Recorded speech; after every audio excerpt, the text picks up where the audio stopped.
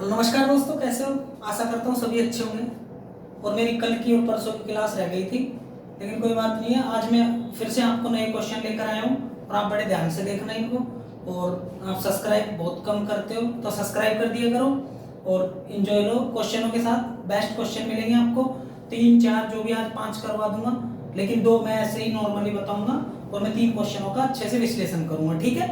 तो हम अब हमारा नेक्स्ट मतलब हमारा क्वेश्चन स्टार्ट करते हैं। तो हम देखते हैं बीएसएफ ने देश में पहली बार राजस्थान के किस जिले में थीम पार्क विकसित किया है। तो सबसे पहले मैं आपको बता देता हूँ थीम पार्क होता क्या है। थीम पार्क वो जगह होती है जहाँ पर मनोरंजन के साधनों किसी चीज को अट्रैक्शन के लिए रखा जाता है, जैसे कि कोई म्यूजियम हो गया, म्यूजियम की सारी चीजें हो गई हो, जैसे किसी चीज की वाटर पार्क हो गया, ठीक है, वहां पर खेलने की जगह हो गई, झूला झूलने की जगह हो गई, वो सारी जगह वो थीम पार्क में कन्वर्ट कर दी जाती है, ठीक है। तो राजस्थान में किसने बीएसएफ ने कहां पर किया है, तो मैं आपको बता देता हूं, ये किया है जैसलमेर में, ठीक है। अब मैं आपको इसका अच्छे से विश्लेषण बताऊंगा, तो आप देखते रहिए, ठीक है।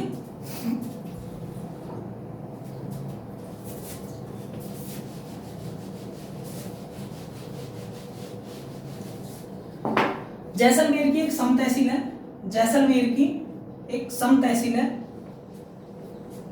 ठीक है। सम तहसील के धोरो में इस पार्क को विकसित किया है, ठीक है। इस पार्क को क्या किया है? विकसित किया है, ठीक है। तो जैसलमेर जो कि रेड क्लिफ पर स्थित है, ठीक है, रेड क्लिफ है। और रेड क्लिफ कितनी है? 1070 km है, ठीक है, 1070 किलोमीटर है। राजस्थान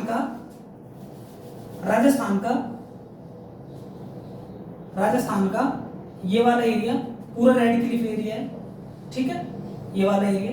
तो मैं आपको बता देता हूँ यहाँ से यहाँ तक ये कितना है? 1070 किलोमीटर है, जिसमें से 210 तो है श्री गंगानगर,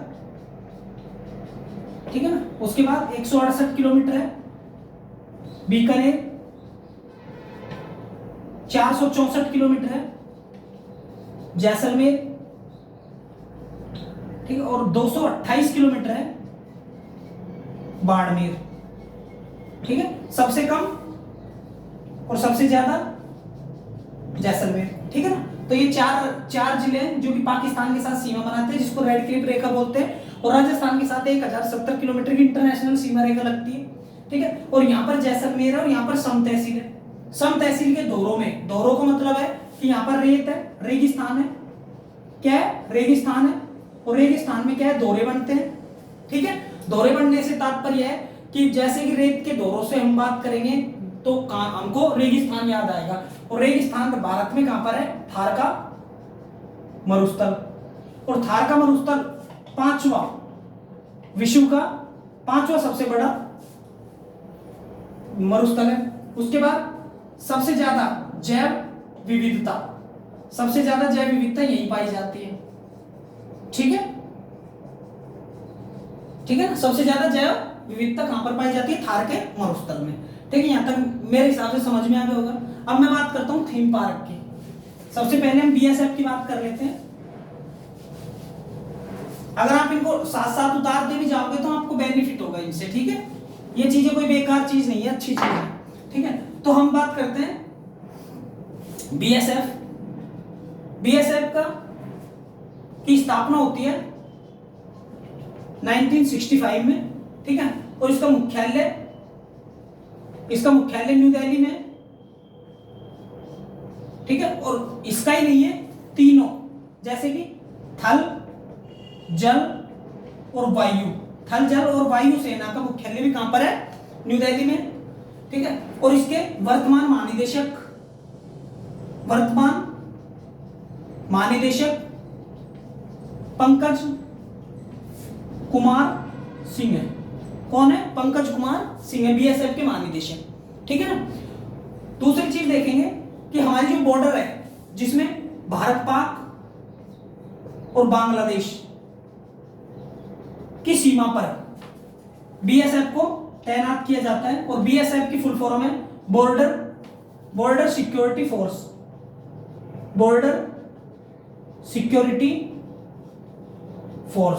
और बॉर्डर सिक्योरिटी फोर्स का मतलब है सीमा सुरक्षा बल। ठीक है दोस्तों, सीमा सुरक्षा बल हो गया। अब बात करते हैं कि पंकज सिंह हो गए, मुख्यालय हो गए और स्थापना हो गई। ठीक है, अब इसका हम देखते हैं कि इसका 58वां स्थापना दिवस मनाया गया था, स्थापना दिवस 2022 में। तो कब मनाया गया था? 1 दिसंबर को। कब मनाया गया था? 1 दिसंबर को। और 1 दिसंबर को बीएसएफ की स्थापना होती है 1965 में।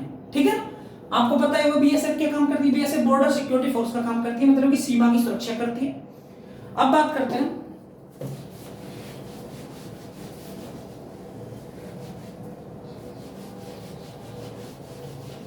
ये जो थीम पार्क बनाया गया है, थीम पार्क, और थीम पार्क में होगा क्या? ये 10 एकड़ भूमि में बनाया गया है। ठीक है, 10 एकड़ भूमि में। अब इसमें दिखाएंगे क्या तुमको? ऊंटों पर तैनात बीएसएफ, ठीक है, पेट्रोलिंग गाड़ी, पेट्रोलिंग गाड़ी, ठीक है ना, रात में गश्त करते हुए। ठीक है, उसके बाद सीमा की पूर्ण सुरक्षा। ठीक है दोस्तों, सीमा की पूर्ण सुरक्षा, ये सारे क्या है? थीम पार्क में बताए जाएंगे। ठीक है, और थीम पार्क कहां पर बन रहा है? जैसलमेर के सम तहसील में। ठीक है, यहां तक आपको समझ में आ गया होगा मेरे हिसाब से। ठीक है, अब बात करते हैं क्या ये थीम पार्क कुछ ही जगह पे बने? नहीं, तो मैं आपको बता देता हूं, छोटे से लेकर दिल्ली, हैदराबाद, आपको पता होगा रामोजी फिल्म सिटी कहां पर है? रामोजी फिल्म सिटी कहां पर है? हैदराबाद में, जो तो आपके दिमाग में होगी। उसके बाद है हैदराबाद के बाद कोलकाता, ठीक है, उसके बाद मुंबई, उसके बाद चेन्नई। ठीक है, यहां पर ऐसे छोटे से लेकर बड़े शहरों में भी थीम पार्क बनाए गए हैं, थीम पार्क। ठीक है ना, यहां तक आपको समझ में आ गया होगा। अब बात करते हैं कि जो मतलब इसमें क्या होएगा। अब देखो, थीम पार्क तो हो गया, तुम्हारे समझ में आ गया होगा। ठीक है, अब हम बीएसएफ की बात करते हैं। मैंने कल परसों एक क्वेश्चन बताया था, भैरव सिंह राठौड़, और वो किससे संबंधित थे? बीएसएफ से संबंधित थे। कहां के थे वो? जोधपुर के थे। कहां के थे? जोधपुर के। ठीक है ना, भैरव सिंह, जो कि बॉर्डर मूवी है ना, बॉर्डर मूवी में सुनील शेट्टी ने इनका किरदार निभाया था। ठीक है, इसमें बॉर्डर फिल्म में इसको मृत दिखाया था। उसके बाद भैरव सिंह शेखावत का 19 दिसंबर को निधन होता है। ठीक है ना, कहां पर होता है? एम्स जोधपुर में। ठीक है ना, यहां पर होता है। अब बात करते हैं कि बीएसएफ ने कुछ और भी चीजें स्टार्ट की है क्या? तो मैं आपको बता देता हूं, बीएसएफ के द्वारा एक सर्द हवा जो कि दुश्मन सेना के इरादों को, नापाक इरादों को कम करने या फिर सीमा में प्रवेश के लिए ऑपरेशन सर्द हवा चलाया गया है। ठीक है ना, अब देखो थीम पार्क में ये सारी चीजें भी आपको इनकी एक्टिविटी भी दिखाएंगे। दूसरी बात, सीमा पर तैनाती भी दिखाएंगे। ठीक है, और लोग इतने अट्रैक्टिव होंगे लोग कि पूरे दिन कब बीत जाएगा पता ही नहीं चलेगा लोगों को। क्यों? क्योंकि वो इतना ही अट्रैक्टिव बनाया जाएगा। ठीक है ना, पार्क होगा, और ये देश का पहला ऐसा पार्क होगा जो सेना के द्वारा बनाया जाएगा। ठीक है ना, यहां तक ये क्वेश्चन मैंने आपको अच्छे से बता दिया। अगर आपको कोई भी त्रुटि हो तो आप एक बार कमेंट बॉक्स में कोई भी क्वेश्चन आप लिख देना। ठीक है ना, अब हम बात करते हैं नेक्स्ट क्वेश्चन की।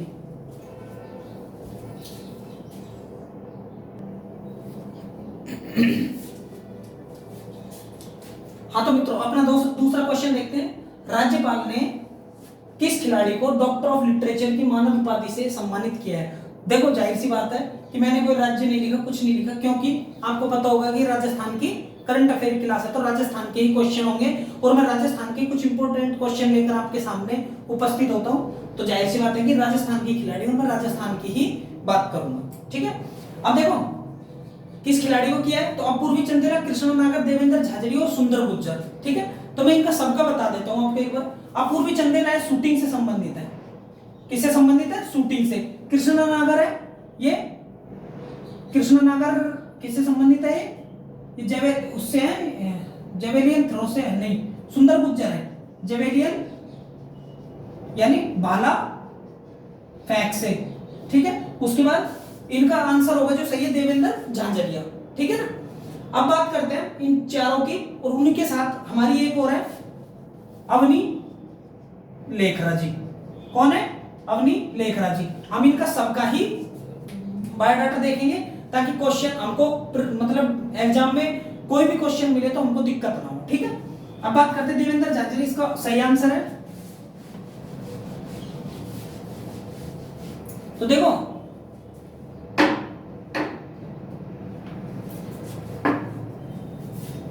सबसे पहले देखते हैं देवेंद्र झांझरिया। देवेंद्र झांझरिया ये पैरा ओलंपिक के भाला फेंक खिलाड़ी है। ठीक है, और इन्हें ही डॉक्टर ऑफ लिटरेचर जो कि कलराज मिश्र जी, कौन है? हमारे गवर्नर है, हमारे राज्यपाल। ठीक है ना, हमारे राज्यपाल कौन? कलराज मिश्र जी हैं। इन्होंने मोहनलाल सुखाड़िया में 30वें दीक्षांत आयोजन में इनको यह उपाधि दी। ठीक है, अब यहां तक तो गया इनका सीधा सा आंसर। अब बात करते हैं देवेंद्र झाझड़िया की पर्सनल बातें। ठीक है, अब हम करते हैं देवेंद्र झाझड़िया की पर्सनल बातें। एक तो ये पैरा खिलाड़ी दिव्यांग खिलाड़ी को बोलते हैं। किसको बोलते हैं? दिव्यांग खिलाड़ी। ठीक है, और इनका संबंध कहां से है? इनका संबंध है चूरू से। ठीक है, कहां से? चूरू से इनका संबंध है। दूसरी बात क्या है कि ये एथेंस जो कहां पर है? ग्रीस में है। 2004 में गोल्ड मेडल जीते। ठीक है ना, क्या जीते थे? Gold medal. उसके बाद 2016 में Rio de Janeiro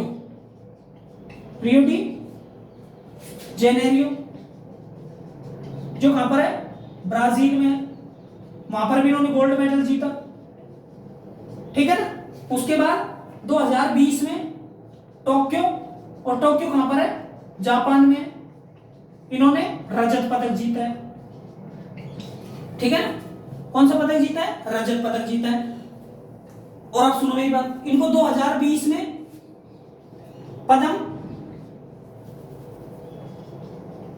Padma Bhushan से सम्मानित किया गया और 2012 में इन्हें पद्म श्री दिया गया था। ठीक है, ये पद्म भूषण प्राप्त खिलाड़ी है। ठीक है, 2 बार गोल्ड मेडलिस्ट है, 1 बार इन्होंने रजत पदक जीता है जो 2020 में भी टोक्यो में पैरा ओलंपिक हुए थे उनमें। ठीक है, अब इनका तो हो गया ये बायोडाटा। ठीक है ना, अब हम बात करते हैं, स्क्रीनशॉट ले लिया करो। ठीक है, हमारे राज्यपाल कौन है? राज्यपाल कलराज मिश्र। ठीक है, और हमारे सीएम कौन है? अशोक गहलोत जी हैं। ठीक है, अशोक गहलोत जी। उसके बाद हमारे शिक्षा मंत्री हैं बीडी कल्ला जी। ठीक है, तो ये 2-3 आदमियों को तो नाम तो आपको दिमाग में होने चाहिए, ठीक है ना। अब हमारे कुछ महत्वपूर्ण खिलाड़ियों के नाम देख लेते हैं, जैसे कि सुंदर गुज्जर है, कहां से, करौली से, ठीक है, करौली से। और ये जेवेलियन थ्रो के, जेवेलियन थ्रो, ठीक है, और जेवेलियन थ्रो को ही हम भाला फेंक बोलते हैं, ठीक है ना। अगर इंडिया की बात करते हैं, इंडिया में नीरज चोपड़ा है जो गोल्डन बॉय है, ठीक है ना, गोल्डन बॉय। और 7 अगस्त को भाला फेंक दिवस मनाया जाता है, ठीक है ना, भाला फेंक दिवस मनाया जाता है, ठीक है। अब सुंदर गुज्जर जी हो गए, अपूर्वी चंदेला, अपूर्वी चंदेला। और अपूर्वी चंदेला कौन है, अपूर्वी चंदेला है शूटिंग की खिलाड़ी, ठीक है ना, 10 मीटर, कितनी, 10 मीटर एयर राइफल में, ठीक है। उनके बाद आती है हमारी अवनी लेखरा जी, उनके बाद नहीं आती है अवनी लेखरा जी, पहले आती है, क्योंकि अवनी लेखरा जी ने 2 टोक्यो पैरालंपिक में 2 पदक जीते हैं, और ये समापन कार्यक्रम में ध्वजवाहक भी रही है, ठीक है ना। उसके बाद अवनी लेखरा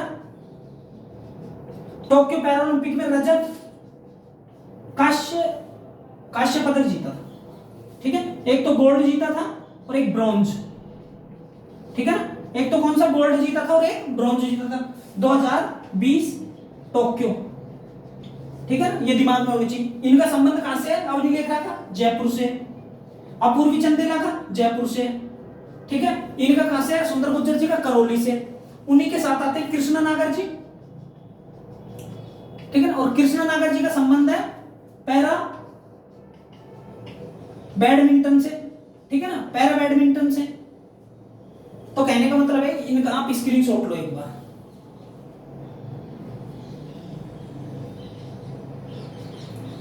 ठीक है।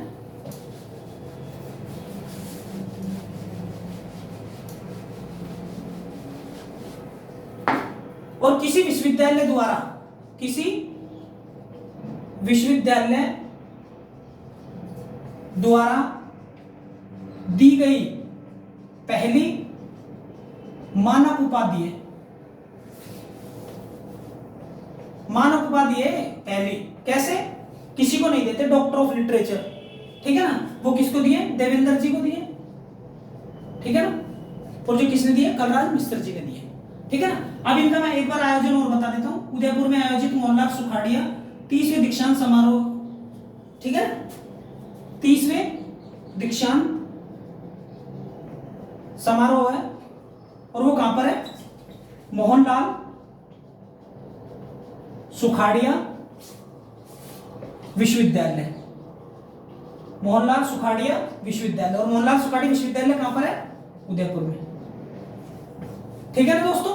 ये चीजें आपके दिमाग में एक्यूरेट होनी चाहिए और इनमें कोई वो नहीं होनी चाहिए। एक क्रिकेटर का नाम और लिख लो, रवि बिश्नोई, रवि बिश्नोई कहां से है, जोधपुर से, ठीक है, और ये किससे संबंधित है, क्रिकेट से, ठीक है, जैसे मिताली राज होगी, ठीक है। तो इनका आप स्क्रीनशॉट लो। हम आते हैं नेक्स्ट क्वेश्चन की तरफ।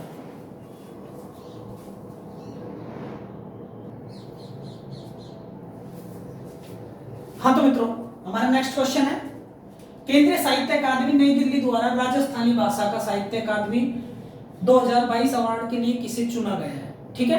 क्वेश्चन सीधा सा है, मनोज त्रिपाठी, कमल रंगा, अमूमन गुप्ता, जयप्रकाश दत्त हैं। तो मैं आपको सीधा सा आंसर बता देता हूं, उससे पहले इसके बाद मैं आपको आगे बताऊंगा, ठीक है। तो कमल रंगा जी हैं, इनको नॉमिनेट किया गया है 2022 के लिए, ठीक है ना, साहित्य के नोबेल प्राइज के लिए। तो मैं आपको इनका कुछ बताता हूं, ठीक है। कमल रंगा जी का संबंध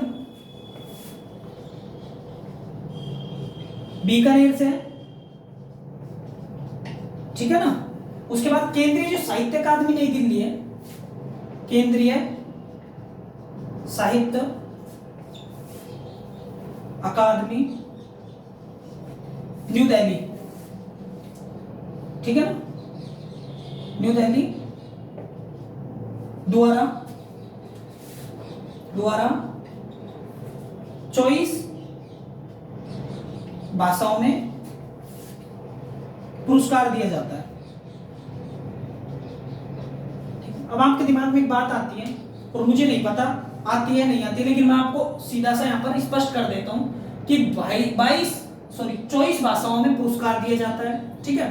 और संविधान में टोटल कितनी भाषाएं हैं? संविधान की 8वीं अनुसूची में कितनी भाषाएं हैं? 22 भाषाएं, ठीक है। और मूल संविधान में मात्र 14 भाषाएं थी, ठीक है। तो अब देखो लपड़ा, 14 भाषाएं मूल संविधान में थी और 8वीं अनुसूची में थी। अब 22 भाषाएं और पुरस्कार कितने में दिया जाता है? 24 भाषाओं में, ठीक है। अब हम इसका अच्छे से मैं नीचे लिख देता हूं। 2 भाषा कौन सी है?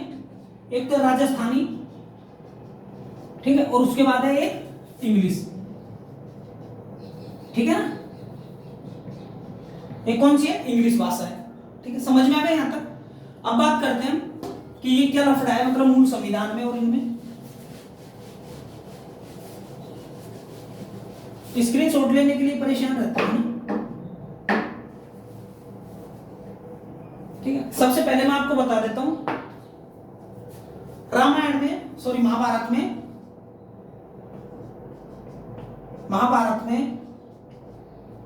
एक नारी अंबा के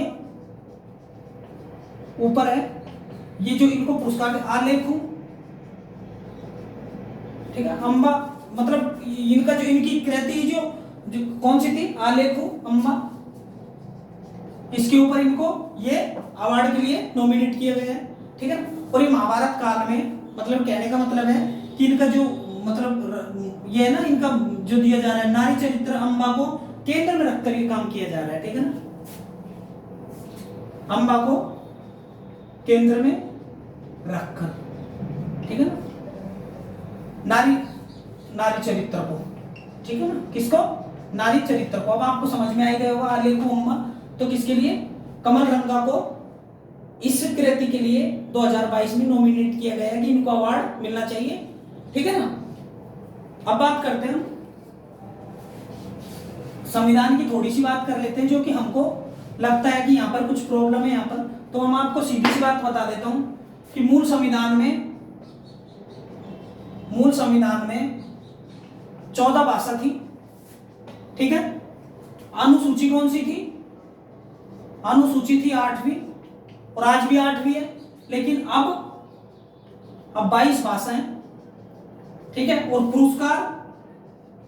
पुरस्कार दिया जाता है 24 भाषाओं में, ठीक है। अब मैं बता देता हूं 15वीं सिंधी भाषा थी, ठीक है ना। उसके बाद 16वीं, 17वीं, 18वीं, 19, 20, 21 और 22, ठीक है ना। उसके बाद मणिपुरी, ठीक है ना, नेपाली, मणिपुर, कोंकणी है, ठीक है। इन भाषाओं को एक साथ जोड़ा गया था, ठीक है ना। उसके बाद इन भाषाओं को 4 है, इनको एक साथ जोड़ा गया था। इनमें कौन कौन सी है? बोडो, डोगरी, मैथिली और संथाली, ठीक है ना। ये भाषाओं को आपको 1 2 3 4 5 6 7 8, ठीक है। मैं आपको बता देता हूँ 15वीं भाषा सिंधी है, ठीक है। 16वीं भाषा, 17वीं भाषा, 18वीं भाषा नेपाली, मणिपुर और कोंकणी है, नेपाली, मणिपुर और कोंकणी है, ठीक है। 18वीं बोडो, डोगरी, मैथिली और संथाली है 22 तक, ठीक है। और 2 भाषाएं जो राजस्थानी और इंग्लिश भाषा है जिनमें पुरस्कार दिया जाता है, ठीक है ना। यहां तक आपको समझ में आ गया होगा। इनका मैं अगर संविधान संशोधन में लिखने तो वो लिख लेना, मैं आपको बता देता हूँ। 15वीं भाषा 21वां संविधान संशोधन के तहत जोड़ी गई थी, ठीक है। उसके बाद ये तीनों भाषाएं वो 71वां संविधान संशोधन करके जोड़ी गई थी, ठीक है। और उसके बाद ये वाली भाषाएं, ये बोडो, डोगरी, मैथिली और संताली, ये 92वां संविधान संशोधन करके जोड़ी गई थी, ठीक है ना। कब जोड़ी गई थी? 92वां संविधान। इनको आप स्क्रीनशॉट ले लो एक बार।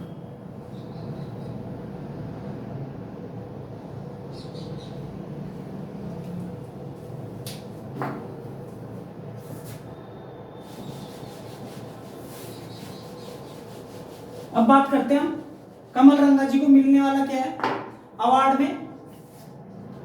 में कमल रंगा जी को मिलेगा 1,00,000 रुपए, एक शॉल और एक ताम्रपत्र। क्या मिलेगा? एक ताम्रपत्र मिलेगा। ठीक है ना, इनको ये तीनों चीज मिलेंगी और इनका नाम नॉमिनेट किए गए हैं। ठीक है दोस्तों, इसका आप स्क्रीनशॉट लो। उसके बाद मैं आपको दो छोटे छोटे क्वेश्चन और बता देता हूं, फिर खत्म करते हैं।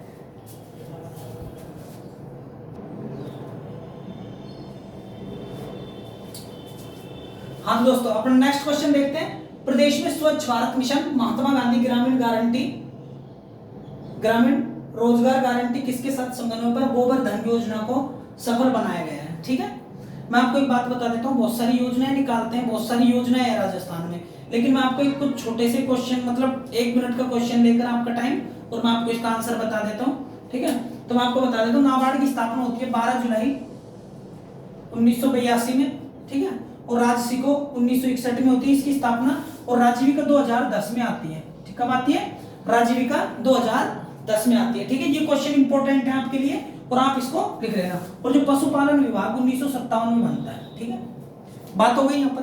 अब बात करते हैं इसका आंसर क्या होगा कि गोवर्धन योजना को सफल किया है। तो आपके दिमाग में तुरंत आएगा कि पशुपालन विभाग होगा, राजसिको, नाबार्ड क्या है। ठीक है, और आपके लिए क्वेश्चन और है, कमेंट बॉक्स में डाल देना कि सिडबी की स्थापना कब होती है। ठीक है ना, सिडबी की स्थापना कब होती है और इसका मुख्यालय कहां पर है। ठीक है ना, कमेंट बॉक्स में डालना। अब बात करते हैं कि राजीविका और पशुपालन विभाग, नाबार्ड और राजसिको। आपके दिमाग में पशुपालन आएगा, नहीं करना है। जो राजीविका है उसके समन्वय पर गोवर्धन योजना को सफल बनाया गया है। ठीक है ना, अब बात करते हैं जो राजस्थान में स्वच्छ मिशन भारत गारंटी रोजगार योजना है ना, उसमें राजीविका ने सफल बनाया इसको। ठीक है, अब बात करते हैं नेक्स्ट क्वेश्चन, ये इसी तरीके का नेक्स्ट क्वेश्चन है आपके सामने।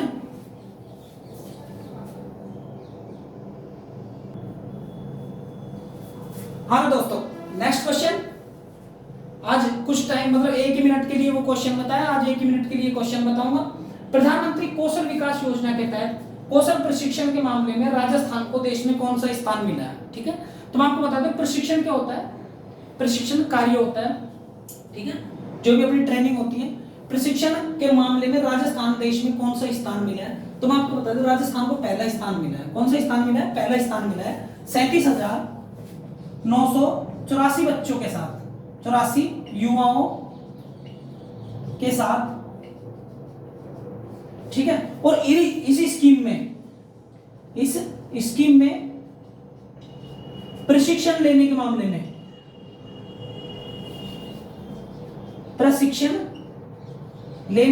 में राजस्थान 5वें स्थान पर है। राजस्थान 5वें स्थान पर है। आया कौन सा स्थान? पहला स्थान है। ठीक है, लेकिन इस स्कीम में जितने भी पार्टिसिपेट कर रहे हैं, ठीक है ना, मतलब जो कितने भी लोग हैं प्रशिक्षण पाने वालों में, प्रशिक्षण पाना भी तो एक, जैसे स्थान तो पहला मिल गया, लेकिन प्रशिक्षण भी तो लेना है। कितने लोगों को? 37,984 लोगों को। अब इन्हें कितनों ने प्रशिक्षण लिया है, कितनों नहीं लिया है, ठीक है, वो बातें हैं। तो राजस्थान 5वें स्थान पर है और यूपी पहले स्थान पर है, जिसमें 69,000 प्रशिक्षकों ने प्रशिक्षण लिया है। ठीक है ना, यहाँ पर बात खत्म होती है। अब आते हैं नेक्स्ट क्वेश्चन की तरफ।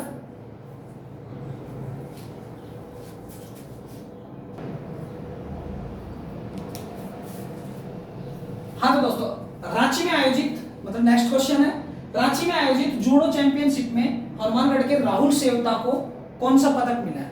ठीक है, जूडो है, चैंपियनशिप हुई है, कहां पर हुई है? रांची। और रांची कहां पर है? झारखंड की राजधानी है। और आपको बता देता हूं, कर्क रेखा के सबसे पास राजधानी है। ठीक है, कर्क रेखा के सबसे पास राजधानी है। स्वर्ण रेखा नदी है, ठीक है, स्वर्ण रेखा नदी है, जहां पर जमशेदपुर, ठीक है, और ये झारखंड में है, रांची भी झारखंड में है। ठीक है, अब बात करते हैं इन्होंने कौन सा पदक जीता है, जो कहां के? हनुमानगढ़ के। और हनुमानगढ़ राजस्थान का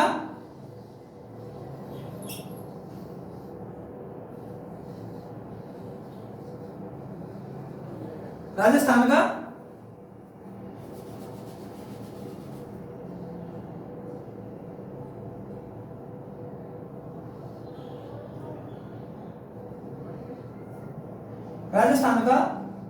उत्तरी छोर है, ठीक है। राजस्थान का कौन सा छोर है? उत्तरी छोर है। यहां पर श्रीगंगानगर है, हनुमानगढ़ है, ठीक है, श्रीगंगानगर है, बीकानेर है, जैसलमेर है, बाड़मेर है, उसके बाद तो सारे हैं, ठीक है ना। तो हनुमानगढ़ उत्तर में है राजस्थान के, ठीक है, पंजाब के साथ सीमा बनाता है, ठीक है, हरियाणा के साथ। उसके बाद अब जो जीता है राहुल शेरता ने, कौन सा पदक जीता है? स्वर्ण पदक जीता है। कौन सा पदक जीता है? गोल्ड पदक जीता है, ठीक है। तो मैं बता देता हूं आपको, 700 खिलाड़ियों ने भाग लिया था। कितने खिलाड़ियों ने? भारत के 700 खिलाड़ियों ने, जो Harivansh Tana Bhagat indoor stadium, Harivansh Tana Bhagat indoor stadium, ठीक है ना, स्टेडियम में ये आयोजित हुआ था, ठीक है। और 700 लोग थे, 700 खिलाड़ी थे मतलब भारत के, और इन्होंने क्या है? गोल्ड मेडल जीता है, ठीक है। तो आज का हम यही खत्म करते हैं। अगर आपको कोई भी क्वेश्चन करना हो तो आप कमेंट बॉक्स में डाल देना, और क्लास अच्छी लगी हो तो लाइक कर देना, सब्सक्राइब कर देना, ठीक है। मिलते हैं कल इसी क्वेश्चन इनसे अच्छे क्वेश्चनों के साथ, ठीक है। Bye bye.